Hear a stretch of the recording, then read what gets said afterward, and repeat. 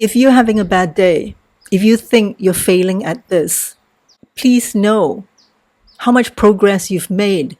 And, there are days when we just let ourselves spiral down, and it does take a deliberate effort to look back to see how far we've come. So here are some signs to keep you afloat on days that you find challenging. Number one, you catch yourself reacting from your ego. Could have been how you reacted to what someone said to you or to what happened. You catch yourself being controlled by the ego. Now, this incident could have happened 5 minutes ago or 5 hours ago, but at least you are aware that for that moment, you let your ego get the better of you. You realize that you reacted in a way that didn't make you feel proud of yourself, that didn't make you feel good. I mean, we're still living in the 3D material world, where we still need our ego to protect us. It's a very loyal bodyguard, except it sometimes doesn't know when to stop. Like thousands of years ago, the ego was here to protect us from woolly mammoths that might stomp on us or big giant birds that might just swoop us off our feet. But nowadays, we live in a less dangerous environment. Yeah, sure, if you're walking along a dark alley, someone could still jump out and grab your bag or stab you or something like that. God forbid, it shouldn't happen. But it's just that we are living in a much safer world now than we did even a few hundred years ago. Hell, I mean, a few hundred years ago, people like us would have been burnt on the stake. But the world is awakening. Not fast enough, but it is awakening. And I feel quite optimistic about it. And because of that, it makes it a little bit more assuring that when we don't allow our ego to control us, we can collectively affect others as well. I mean, we can collectively cause them to lower their guard as well. This is what ego battles are about.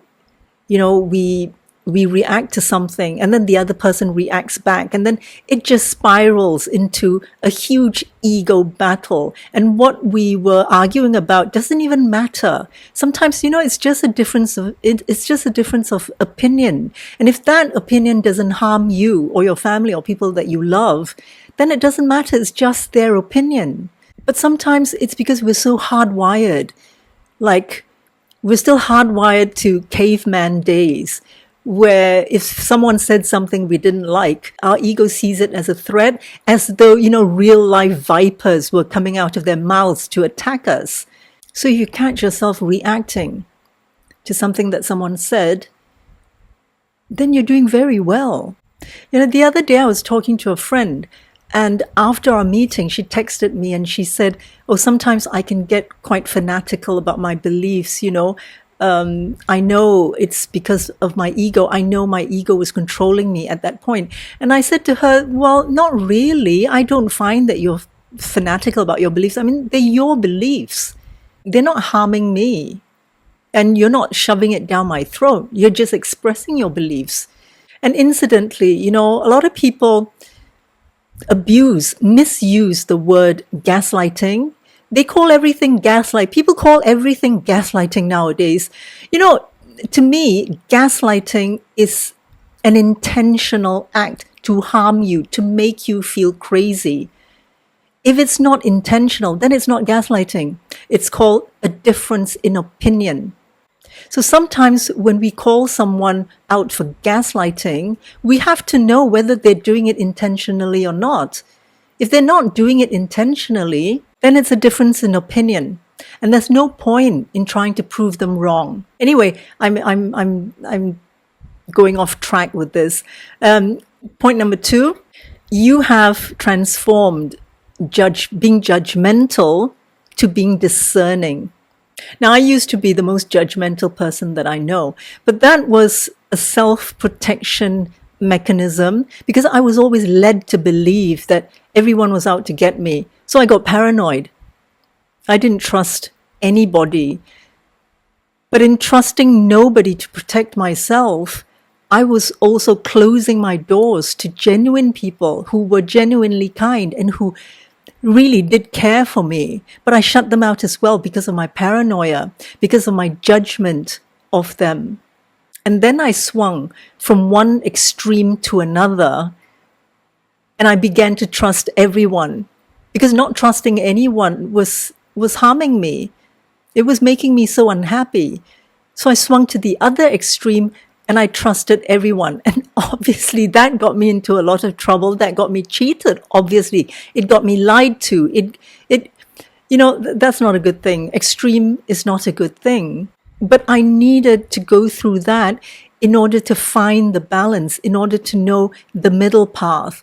Nature, everything is about balance. Nature is about balance. Look at the tree, how it's so perfectly designed to be balanced from its branches to its roots. I mean, look at a glass of water. If you stir it, then eventually it reaches a balance. It calms itself down and it reaches a balance. Everything in nature seeks balance. And we can learn a lot from nature, you see. So as I moved from one extreme to another, I gradually learned to come to a middle path. And that middle, that balance is discernment. It's not judgment, because judgment is condemnation of someone else's lifestyle, someone else's opinions. But discernment still has a bit of judgment, but without the condemnation. You see, discernment means you allow that person to live the way they want, to express the way they want, and to have their own beliefs. But you don't necessarily allow them into your life, because you too have a right to your beliefs. You too have a right to express yourself and to live the way you want. So discernment is merely judgment without condemnation. So if you find yourself looking at someone that you don't particularly want to be friends with, but you find yourself looking at them with understanding, knowing who they are, what they believe in, and not necessarily agreeing with them, but you allow them to be themselves anyway, and you don't try to change them, but you keep an arm's length from them, then you are being discerning, not judgmental. Sign number 3, you find yourself letting go of the past. I mean, flashbacks and memories pop up in your mind less and less, and you're focusing more and more on the now. What I find about living in the now is that, I used to force myself to do it, but I learned that it's not about forcing yourself to live in the now. It is just to not focus on the past or on the future. Like, the now is just the absence of the past and the future, and you're automatically in the now. Now, that said, I don't live in the now all the time. I still have to constantly remind myself. So when I think of the past, or when I'm ruminating, I really literally tell myself, stop it. Just stop it. And I tell myself this like more than 100 times a day. And it does get easier from 1,000 times to a few hundred times to just a dozen times a day. But I still have to tell myself to stop it. And that's when I come back to the present. Now, it doesn't mean that you don't plan for the future, but the difference is that you plan for the future pragmatically, rather than from a place of fear. You look at the past to see how far you've come.